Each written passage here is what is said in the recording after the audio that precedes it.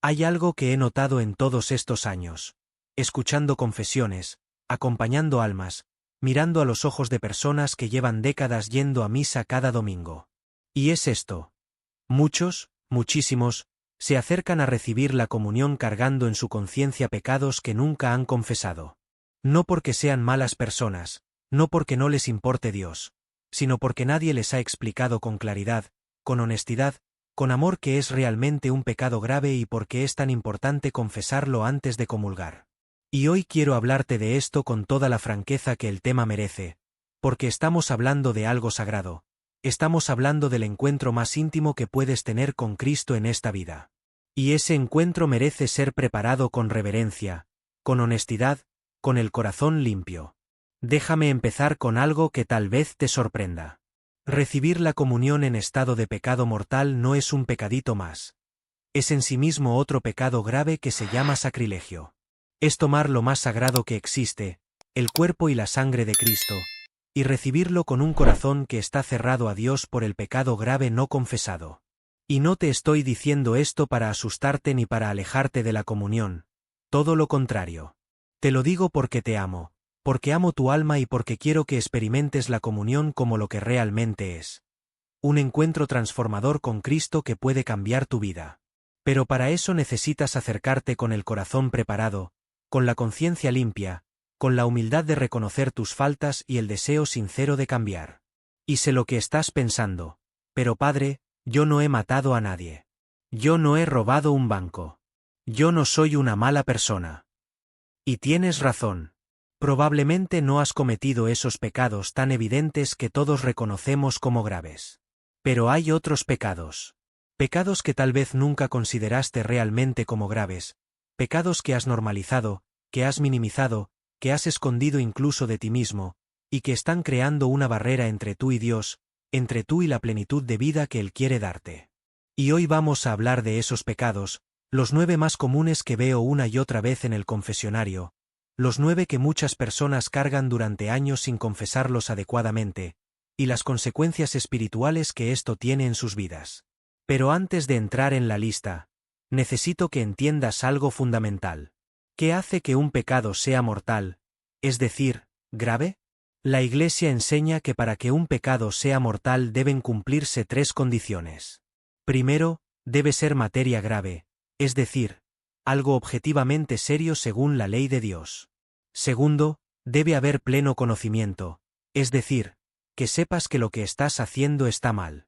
Y tercero, debe haber pleno consentimiento, es decir, que lo hagas libremente, sin estar forzado, con deliberación. Cuando se cumplen estas 3 condiciones, el pecado es mortal. El pecado mortal mata la vida de la gracia en tu alma, te separa de Dios, y necesita ser confesado antes de poder comulgar. Ahora sí, hablemos del primer pecado que muchos cargan sin confesar. La falta de perdón, el rencor, el resentimiento que guardas en tu corazón contra alguien que te hizo daño. Y sé que vas a decir, pero, Padre, es que lo que me hizo fue terrible. Es que me traicionó, me mintió, me abandonó, me hirió de una manera que no se puede perdonar. Y yo te entiendo, créeme que he escuchado historias de traiciones profundas, de daños reales, de heridas que sangran durante décadas. Pero déjame decirte algo que tal vez no quieras escuchar, pero que necesitas escuchar. Jesús fue absolutamente claro sobre esto. Él dijo, si perdonáis a los hombres sus ofensas, también vuestro Padre Celestial os perdonará a vosotros. Pero si no perdonáis a los hombres, tampoco vuestro Padre perdonará vuestras ofensas. No son mis palabras, son las palabras de Cristo. Y en el Padre Nuestro, esa oración que rezamos casi sin pensar, decimos cada día, perdona nuestras ofensas, como también nosotros perdonamos a los que nos ofenden. ¿Te das cuenta de lo que estás diciendo? Le estás pidiendo a Dios que te perdone en la misma medida en que tú perdonas. Y si tú no perdonas, si guardas rencor, si alimentas el odio o el resentimiento en tu corazón, estás cerrando la puerta al perdón de Dios. Y entonces, ¿cómo vas a acercarte a comulgar, a recibir a Cristo, que es puro amor y misericordia, cuando tu corazón está lleno de amargura y falta de perdón? He conocido a personas que llevan 30, 40 años sin hablarle a un hermano, a un hijo, a un padre, por alguna ofensa que en su momento pareció imperdonable. Y cada domingo van a misa, comulgan, y cargan ese pecado sin confesarlo, porque no lo consideran pecado, lo consideran justicia, lo consideran su derecho a estar ofendidos. Pero déjame decirte algo, el rencor es como tomar veneno esperando que el otro muera. Te está matando a ti, está endureciendo tu corazón, está robándote la paz. Y lo peor de todo, está impidiéndote recibir la gracia de Dios plenamente. Perdonar no significa justificar lo que te hicieron. No significa fingir que no pasó. No significa necesariamente reconciliarte con esa persona si la relación es tóxica. Perdonar significa soltar el derecho a venganza, soltar la amargura, soltar el deseo de que esa persona sufra. Es liberar tu corazón de esa prisión del resentimiento. Y esto no es opcional si quieres ser cristiano, es el corazón mismo del mensaje de Cristo. Así que si estás cargando rencor, si hay alguien a quien no has perdonado, necesitas llevarlo al confesionario antes de acercarte a comulgar. Necesitas pedirle a Dios la gracia de perdonar, porque a veces no podemos hacerlo con nuestras propias fuerzas. Necesitamos la gracia divina para poder soltar esas heridas.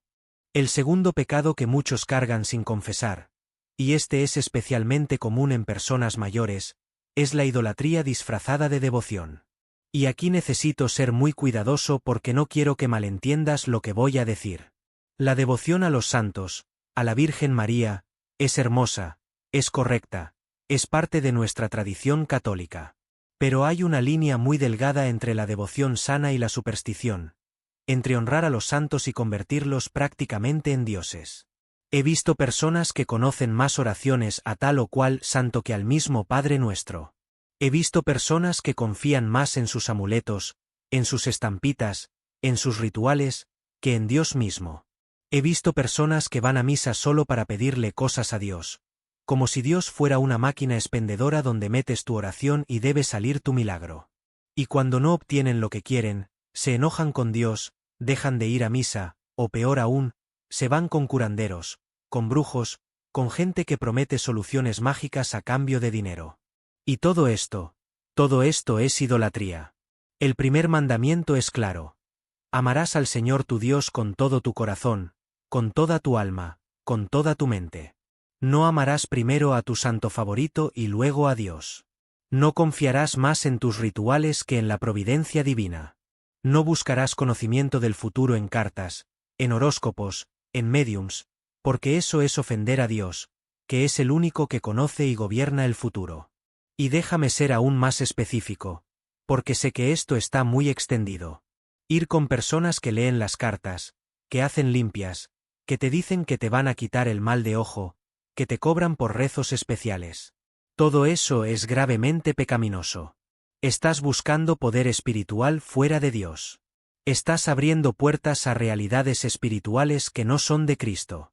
Y luego te preguntas, ¿por qué no tienes paz? ¿Por qué las cosas van mal? ¿Por qué sientes esa opresión en el alma? Es porque has estado jugando con fuego espiritual. Has estado mezclando la fe con superstición. Has estado poniendo tu confianza en cosas que no son Dios. Si has hecho esto, si has ido con curanderos, si has consultado horóscopos seriamente tomándolos como guía de vida, si has participado en rituales que prometen soluciones mágicas, necesitas confesarlo. Necesitas renunciar explícitamente a esas prácticas. Necesitas pedirle perdón a Dios por haber buscado en otros lugares lo que solo Él puede darte. Y necesitas comprometerte a poner tu confianza únicamente en Dios y en los medios que Él nos ha dado. La oración, los sacramentos, la vida virtuosa. El tercer pecado que muchos cargan, y este es doloroso, pero necesario hablarlo, es el pecado contra la castidad. Y aquí veo dos extremos igualmente dañinos. Por un lado, personas que piensan que todo lo relacionado con la sexualidad es pecado, que viven con una culpa enfermiza por cosas que son naturales y normales. Y por otro lado, personas que han comprado completamente la mentalidad del mundo moderno, que dice que puedes hacer lo que quieras con tu cuerpo, que no hay reglas, que todo vale mientras haya consentimiento. Y la verdad, como siempre, está en el medio, en lo que la Iglesia ha enseñado durante 2000 años. La sexualidad es un regalo hermoso de Dios, sagrado, poderoso, que debe ser vivido dentro del contexto del matrimonio entre un hombre y una mujer, abierto siempre a la vida, con respeto, con amor, con fidelidad. Todo lo que se salga de ese marco es objetivamente pecaminoso. No porque Dios sea un aguafiestas que no quiere que disfrutemos, sino porque Él sabe que la sexualidad vivida fuera de su diseño original causa daño, dolor, vacío, aunque en el momento no lo parezca. Entonces, hablemos claro, sin rodeos, porque necesitamos hablar de estas cosas con la verdad, aunque sean incómodas. Las relaciones sexuales fuera del matrimonio son pecado grave. La convivencia sin estar casados, que ahora está tan normalizada, es vivir en pecado continuo. Y si estás conviviendo con alguien sin estar casado por la Iglesia, no puedes comulgar. Así de simple. No es que Dios no te ama infinitamente, pero estás en una situación objetiva de pecado y necesitas regularizarla. Y sé lo que vas a decir. Pero padre, si ya llevamos 20 años juntos, si tenemos hijos, si somos como casados. Pues entonces, cásense. Si realmente se aman, si están comprometidos, ¿por qué no hacer ese compromiso público ante Dios y ante la Iglesia? ¿Qué los detiene? Porque déjame decirte algo, mientras no se casen, están diciéndole a Dios, te amo, pero con mis condiciones. Me comprometo, pero no del todo. Me entrego, pero guardándome una salida. Y eso no es amor verdadero, eso no es compromiso real. Y si estás en esa situación, sé que puede ser complicado. Sé que puede haber razones económicas, familiares, legales que lo dificultan, pero Dios no pide lo imposible. Pide que des pasos concretos hacia regularizar tu situación. Busca al sacerdote de tu parroquia, explícale tu situación, pídele ayuda para encontrar la manera de casarte. Muchas veces se puede hacer de manera sencilla y económica. Y mientras tanto, mientras trabajas en regularizar tu situación, necesitas confesarte, necesitas proponer vivir en continencia, si es posible, y necesitas abstenerte de comulgar hasta que tu situación esté resuelta. Sé que esto suena duro, sé que es doloroso, pero es la verdad que necesitas escuchar. No puedo decirte que está bien comulgar cuando estás viviendo en una situación objetiva de pecado grave. Sería mentirte, sería hacerte un daño terrible por no querer incomodarte. Y yo te amo demasiado como para mentirte. Prefiero que te duela un momento por escuchar la verdad, que verte perder tu alma por haber escuchado mentiras cómodas. Y hablemos también de otros pecados contra la castidad que son graves y que muchos no confiesan o minimizan. La masturbación, la pornografía, los pensamientos impuros deliberadamente cultivados. Y aquí hay mucha confusión, mucha gente que piensa, son solo pensamientos, es algo privado, no le hago daño a nadie. Pero déjame explicarte por qué estas cosas son graves. Porque degradan la sexualidad que Dios creó como algo sagrado. Porque te entrenan para ver a las personas como objetos de placer, en lugar de como hijos de Dios dignos de respeto. Porque crean adicciones que destruyen tu capacidad de amar verdaderamente. Porque llenan tu mente de basura que luego contamina tu manera de relacionarte con todos. Y especialmente la pornografía, que en estos tiempos está al alcance de un clic, es una plaga espiritual terrible. Destruye matrimonios, destruye la capacidad de intimidad real, crea expectativas irreales, alimenta industrias que explotan y dañan a personas vulnerables. Y si estás enganchado con esto, si es un hábito en tu vida, necesitas confesarlo, necesitas buscar ayuda, necesitas luchar contra esta adicción con todas tus fuerzas. Y mientras estés cayendo habitualmente en esto, no puedes comulgar dignamente. Sé que este es un tema difícil. Sé que muchos están luchando con esto en silencio, con vergüenza, sintiendo que son los únicos, que son terribles personas, pero no estás solo. Esto es una lucha común en nuestros tiempos y hay salida, hay esperanza, hay sanación, pero el primer paso es llamar las cosas por su nombre, confesar humildemente y pedir la gracia de Dios para vencer. El cuarto pecado que veo constantemente y que muchos no confiesan es la murmuración, la crítica destructiva, el chisme que destruye reputaciones. Y este es uno de esos pecados que hemos normalizado tanto que ya ni lo vemos como pecado. Nos juntamos con los amigos, con los vecinos, ¿y de qué hablamos? De fulano que hizo esto, de mengana que dijo aquello, de cómo se viste la otra, de los problemas del matrimonio de los de enfrente. Y nos sentimos muy justos porque solo estamos diciendo la verdad. Solo estamos comentando lo que todos saben. Pero déjame leerte lo que dice Santiago en su carta. La lengua es un fuego, un mundo de maldad. Contamina todo el cuerpo y encendida por el infierno, prende a su vez fuego a todo el curso de la vida. La lengua, esa cosa pequeña que tenemos en la boca, puede hacer un daño inmenso. Puede destruir reputaciones que tomaron años construir, puede arruinar relaciones, puede sembrar discordia en familias, en comunidades, en parroquias enteras. Y lo peor es que muchas veces hacemos esto sin darnos cuenta de la gravedad. Contamos ese detalle jugoso sobre alguien, compartimos ese rumor que escuchamos, criticamos a esa persona por su espalda y no pensamos en el daño que estamos causando. No pensamos en que esa persona tiene dignidad, tiene su propia historia, tiene sus razones, tiene su lucha interna que nosotros no conocemos, y nos erigimos en jueces, en fiscales, en verdugos, cuando Cristo nos dijo claramente, no juzguéis y no seréis juzgados. Y aquí tengo que hacer una distinción importante.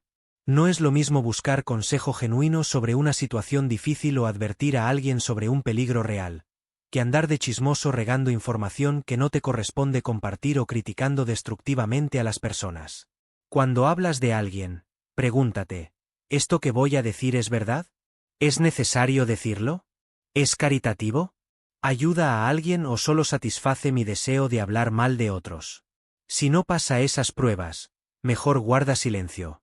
Y si has caído en este pecado, si te has dado cuenta de que tu lengua ha causado daño, hay algo más que necesitas hacer. Además de confesarte, necesitas reparar. Si dijiste algo falso sobre alguien, necesitas rectificar, aclarar la verdad, restaurar su reputación en la medida de lo posible. Si dijiste algo verdadero, pero que no debías haber compartido, necesitas pedirle perdón a esa persona si es apropiado. Porque el daño de la murmuración no se borra solo con confesarlo, necesita ser reparado. El quinto pecado que muchos cargan sin confesar es la falta de caridad con los necesitados, la indiferencia ante el sufrimiento ajeno, el egoísmo que acumula mientras otros carecen de lo básico. Y este es un pecado que muchos ni siquiera consideran como tal. Piensan, mi dinero es mío, yo trabajo por él. Hago con él lo que quiero y si ayudo es porque soy generoso, pero si no ayudo no estoy pecando. Pero déjame leerte lo que dice Jesús en el Evangelio de Mateo, en la descripción del juicio final. Apartaos de mí, malditos, al fuego eterno preparado para el demonio y sus ángeles. Porque tuve hambre y no me disteis de comer. Tuve sed y no me disteis de beber. Era forastero y no me recibisteis. Estaba desnudo y no me vestisteis. Enfermo y en la cárcel y no me visitasteis. Y cuando le preguntan cuándo lo vieron así, Jesús responde, en verdad os digo que cuanto dejasteis de hacer con uno de estos más pequeños, tampoco lo hicisteis conmigo. ¿Te das cuenta de la gravedad de esto? Jesús está diciendo que cuando ignoras al necesitado, cuando pasas de largo ante el sufrimiento, cuando acumulas mientras otros carecen, lo estás rechazando a él. No es un pecadito menor, es algo por lo cual personas van a ser condenadas en el juicio final, según las propias palabras de Cristo. Y no me vengas con excusas de, es que hay muchos aprovechados, es que no sé si realmente necesitan, es que si les das se acostumbran. Dios no te pide que seas ingenuo, te pide que seas caritativo. Dios no te pide que resuelvas todos los problemas del mundo. Te pide que hagas lo que esté en tu mano con lo que tienes. Y si tienes más de lo necesario, mientras hay personas que no tienen ni lo básico, tienes una obligación moral de compartir. Y déjame ser específico. Si estás gastando fortunas en lujos innecesarios, en vanidades, en caprichos, mientras no das nada o casi nada a los pobres, estás pecando. Si ves a un familiar, a un vecino, a un hermano de tu comunidad pasando necesidad real y puedes ayudar, pero no lo haces por egoísmo o por indiferencia, estás pecando. Si acumulas y acumulas pensando solo en tu seguridad, en tu comodidad, sin pensar en los demás, estás pecando. Y no estoy hablando de comunismo, no estoy diciendo que tengas que dar todo lo que tienes, estoy hablando de justicia básica, de caridad cristiana elemental.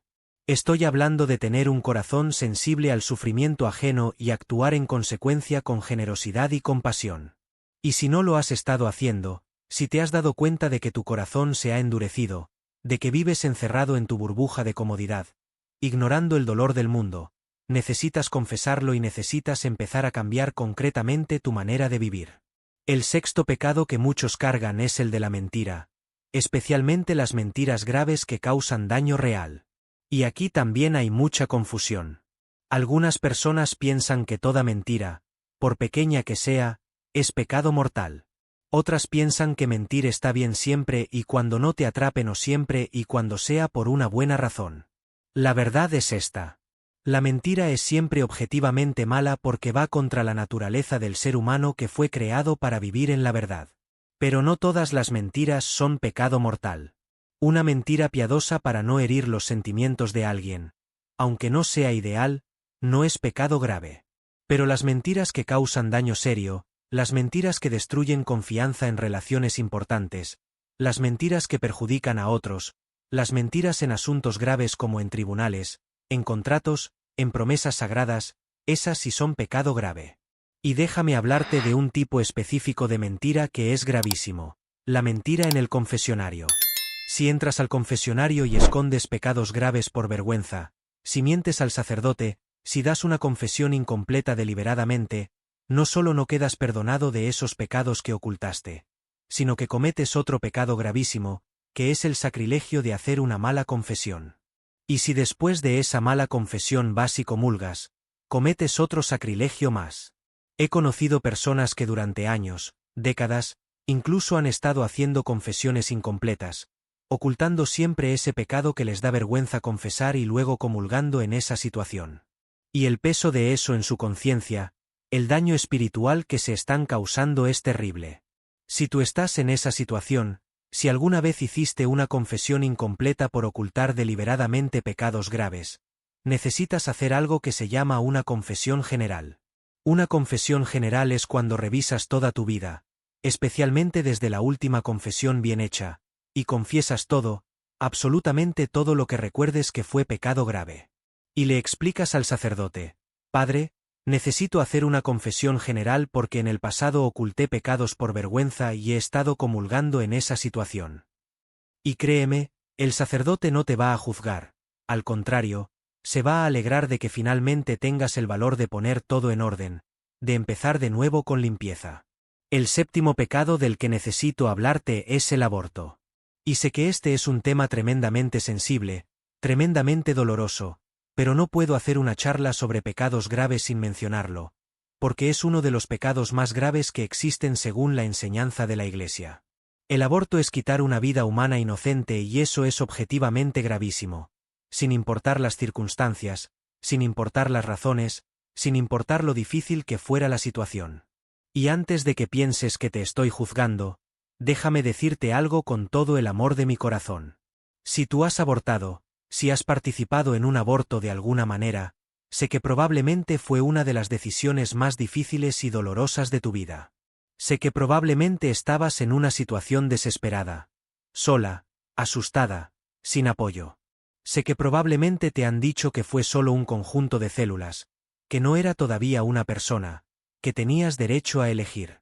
Y sé que probablemente llevas años cargando con una culpa terrible, con un dolor que no sabes cómo sanar, con una herida en el alma que sangra en silencio. Y quiero que sepas esto: Dios te ama. Dios te ama infinitamente y Dios puede perdonar incluso esto. No hay pecado, por grande que sea, que esté fuera del alcance de la misericordia de Dios. Pero para recibir ese perdón, para sanar esa herida, necesitas confesarlo. Necesitas tener el valor de decirle a un sacerdote: Padre, yo aborté. O Padre, yo presioné a alguien para que abortara. O Padre, yo pagué por un aborto. O Padre, yo participé de alguna manera en esto. Y déjame decirte algo importante. En muchas diócesis el aborto tiene lo que se llama una censura o excomunión automática, lo cual significa que técnicamente necesitas un permiso especial para ser absuelto de ese pecado. Pero en la mayoría de los lugares los sacerdotes ya tienen la facultad de absolver este pecado, especialmente desde que el Papa Francisco extendió esa facultad de manera permanente. Así que no dejes que eso te detenga. Acércate a confesar con humildad y arrepentimiento verdadero y el sacerdote te guiará. Y hay algo más que quiero que sepas. Existe algo hermoso que se llama el Proyecto Raquel o ministerios similares en muchas diócesis que son específicamente para ayudar a sanar a personas que han pasado por la experiencia del aborto. Son grupos de apoyo, retiros, acompañamiento espiritual y psicológico para ayudarte a procesar el dolor, a perdonarte a ti misma, a sanar esa herida profunda, porque la confesión te perdona el pecado, pero la sanación emocional y psicológica a veces necesita más tiempo y más acompañamiento. Y si tú estás escuchando esto y no has abortado, pero conoces a alguien que sí, no la juzgues, no la condenes, no le eches en cara su pecado, ámala, acompáñala, ayúdala a encontrar el camino de regreso a Dios, porque lo que esa persona necesita no es más culpa de la que ya carga, necesita misericordia, necesita sanación, necesita saber que Dios la sigue amando y que hay esperanza. El octavo pecado que muchos cargan sin confesar adecuadamente es el escándalo. Es decir, llevar a otros al pecado con tu ejemplo, con tus palabras, con tus acciones. Y Jesús fue terriblemente claro sobre la gravedad de esto. Al que escandalice a uno de estos pequeños que creen en mí, más le valdría que le colgasen al cuello una piedra de molino y lo arrojasen al mar. ¿Qué significa dar escándalo? Significa que con tu comportamiento, con tus palabras, con tu ejemplo, llevas a otros a pecar o fortaleces a otros en su pecado. Por ejemplo, si tú vives con alguien sin estar casado y eso lleva a tus hijos a pensar que está bien hacer lo mismo, estás dando escándalo. Si tú criticas constantemente a la Iglesia, a los sacerdotes, a la fe delante de personas más jóvenes o más débiles en la fe y eso los lleva a alejarse de Dios, estás dando escándalo. Si tú consumes pornografía y dejas que tus hijos encuentren ese material, estás dando un escándalo terrible. Si tú te llamas católico, pero vives de manera completamente contraria a los valores del Evangelio y eso hace que otros piensen, si así son los católicos, entonces la fe no vale nada, estás dando escándalo. Si tú eres líder en tu comunidad, catequista, ministro, o simplemente alguien a quien otros ven como ejemplo de fe y vives en pecado público, estás dando escándalo gravísimo. Y el escándalo no es solo lo que haces, es también lo que dejas de hacer. Si ves a alguien tomando un camino equivocado y por cobardía, por no incomodar, por quedar bien, no le adviertes, no le corriges con caridad, estás dando escándalo por omisión.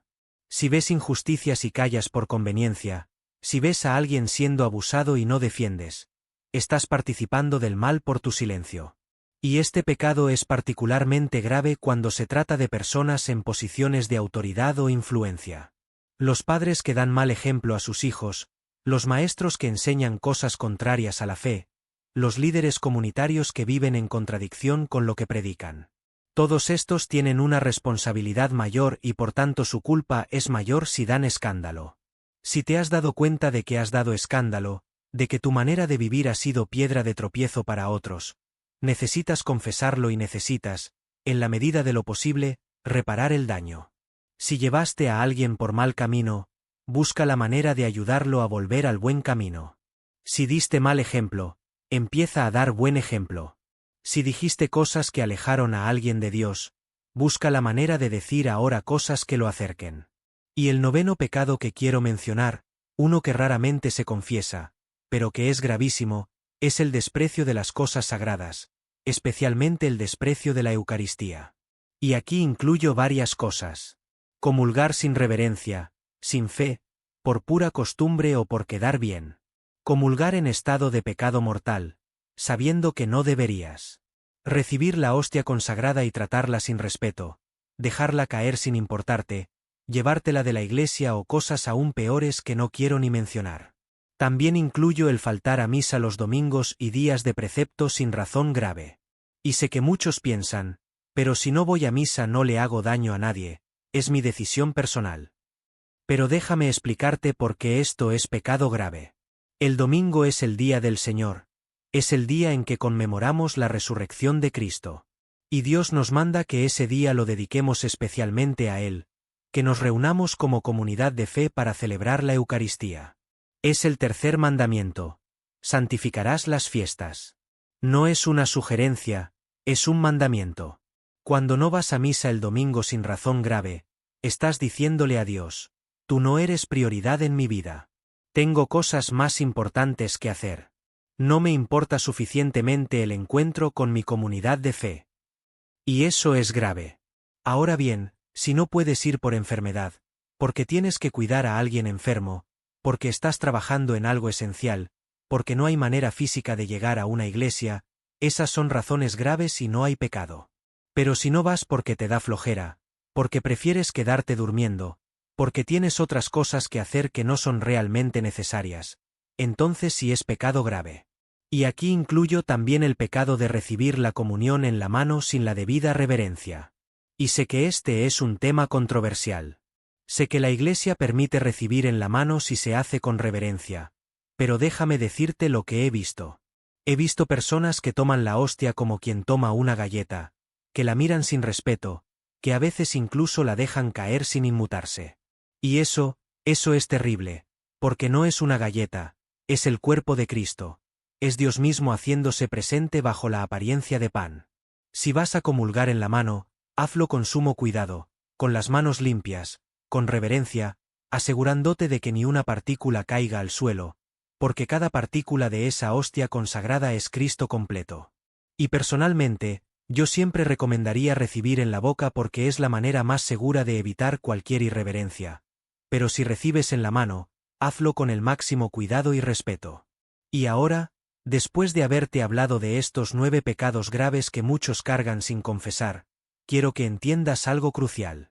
No te he dicho todo esto para hundirte en la culpa, para hacerte sentir terrible, para alejarte de Dios. Todo lo contrario. Te lo he dicho porque te amo, porque quiero que experimentes la libertad que viene de la confesión sincera, porque quiero que puedas acercarte a comulgar dignamente y experimentar la plenitud de ese encuentro con Cristo. La confesión no es una humillación, es una liberación.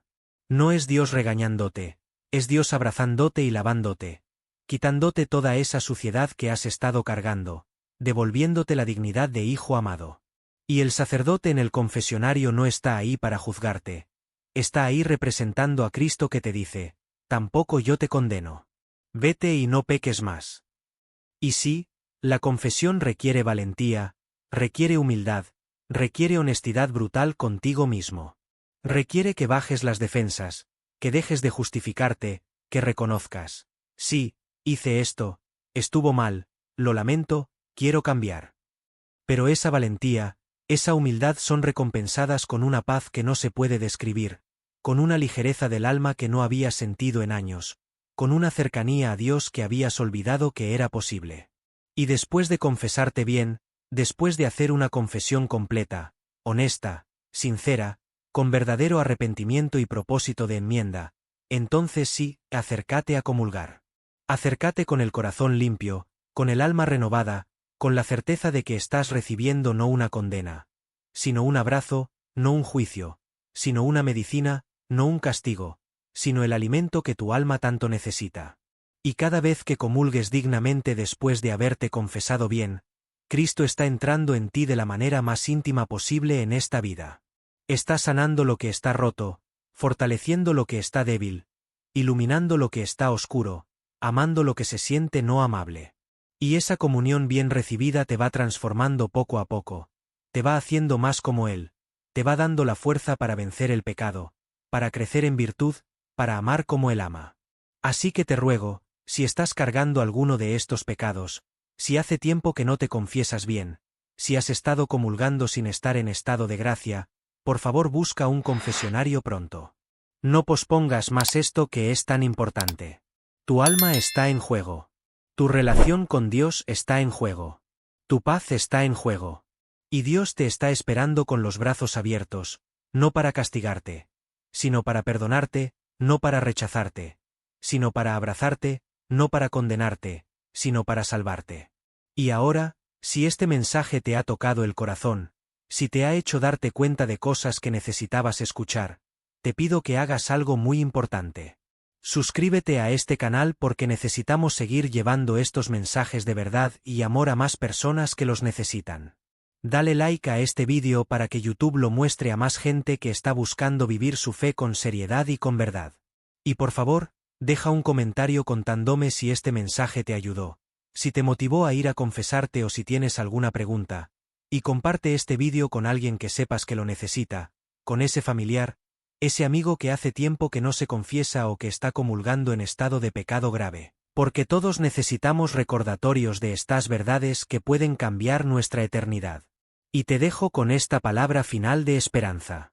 No importa qué tan grave haya sido tu pecado, no importa cuánto tiempo lleves alejado de la confesión, no importa cuánto hayas caído, la misericordia de Dios es infinitamente más grande que tu pecado. Él te está esperando, te está llamando, te está invitando a volver. No dejes que la vergüenza te detenga, no dejes que el orgullo te impida dar ese paso. Vuelve a casa, confiesa todo con sinceridad, y experimenta el gozo indescriptible del perdón divino. Que Dios te bendiga, te fortalezca y te lleve por el camino de la santidad. Y que la Virgen María, Madre de Misericordia, interceda por ti y te acompañe en este camino de conversión. Amén. M.